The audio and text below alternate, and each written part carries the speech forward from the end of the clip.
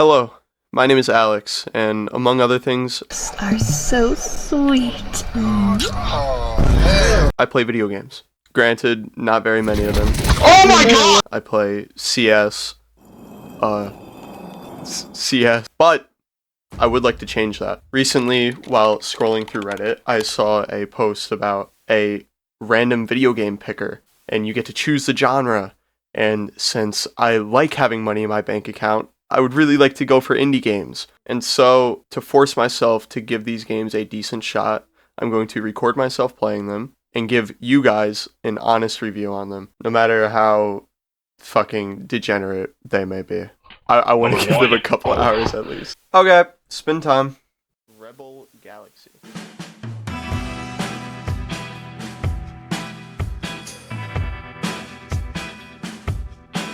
Rebel Galaxy is a Western space-themed game developed by Double Damage Games, a two-man studio founded in 2014. This game is their magnum opus by default, with the only other game under their belt being a prequel to this one, which wasn't very well esteemed. You play as an unnamed protagonist searching for their Aunt Juno. She recently went missing, leaving you with only a ship and a mysterious artifact called the Spectre. Well, she didn't leave it with you, she left it with this, squid fuck, but he gives it to you. The systems that you're exploring in this game are randomly generated, the only constant being the story, obviously. And I gotta give these dudes credit.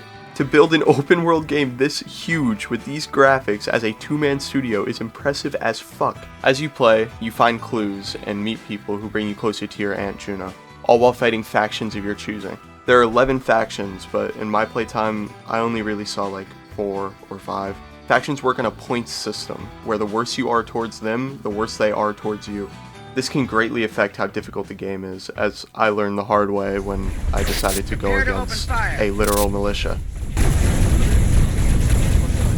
Only a few missions in, you bring the Spectre to this robot tinkerer, and he wakes up an AI inside of it named Trell. She's not actually named Trell yet, because she has severe amnesia. Anyways, naturally, you want to help her find her memories, scattered through space and shit. And in doing so, you find out info about your aunt. This, though, is where I have some very hard news to give to you. I did not finish this story.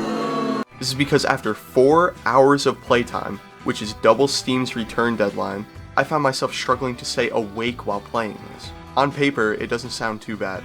Open world space pirate sim with a story to follow and endless ship upgrades. But in practice, oh my god. Allow me to start from the beginning. Now, before I start this first point, let me preface it a little bit. I am horrible at video games. Except for Music Festival. Look at those fucking fingers go. But this means I am bad at every video game. Yet there are still plenty of video games that I am able to play through all the way and enjoy all the way. And this game simply was not doing that for me. My first minor gripe with it was that there was no difficulty setting, at least not one that I could find. And it's not the biggest of deals, but it definitely would have helped because this game ramps up really quickly in difficulty. Now, the difficulty wasn't the main reason I stopped playing, though it definitely did help. The main reason I'll get into later. But to put into perspective how quickly this game gets hard, I became stuck on the 5th mission when, with a reasonably maxed out ship for this stage of the game, I died repeatedly with almost no damage done to this big fuck. Once again, I am horrible at video games, so call me ass in the comments or whatever. But I rarely, if ever, have this issue with any other game. My second issue sort of plays into difficulty, the combat system. Combat works between turrets, being the more nimble but less damaging guns on top of your ship. Quick side note while editing, I saw the words beta turret and started laughing to myself because it said beta. Fucking idiot. And the broadsides being the larger, slower, but more powerful guns on the sides. Despite being an open world, you are stuck on the X-axis throughout the entirety of the game. Not too much of an issue in itself, except for the fact that every other enemy in the game can move quicker, faster, and on any axis while you can't even tilt your ship up and down because of your disgusting gamer posture. The funniest part of this is that you are able to shoot your own ship while using turrets. So while you're trying to aim at these little guys flying around like mosquitoes, who do massive damage by the way, you are cock-blocking your own fucking bullets. It's like you're gonna take a piss, but your pants don't pull down all the way and you just piss all over yourself like a fucking idiot. Okay. So turrets, not very good, right? So let's use the broadsides, right? Except for the fact that your big body makes it miserable to see where your broadsides are aiming. And if you want to use these to wipe out the little guys in just one hit, you should kill yourself. The amount of deaths I had on this one mission alone was really turning me away. So I decided I'd do some side missions, you know, save up money so I could buy better stuff and then come back and whoop their asses. Nope. Still fucked.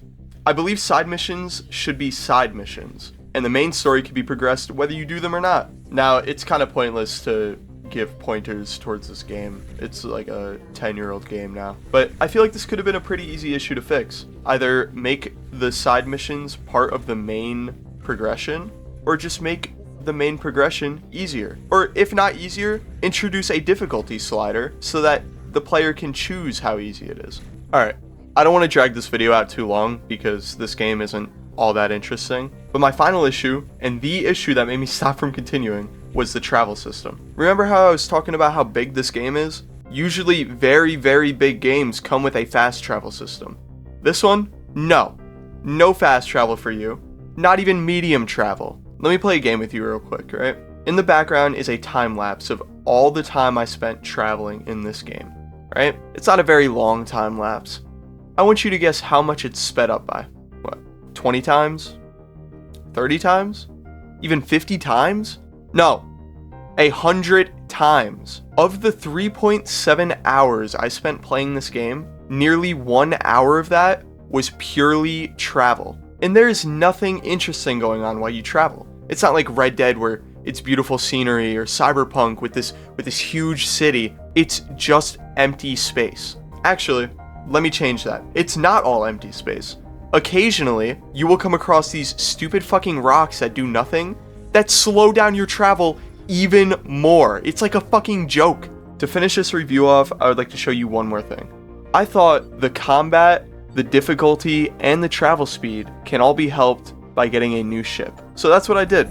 I bought a new ship, and then I left the hangar, and I started heading towards my first mission.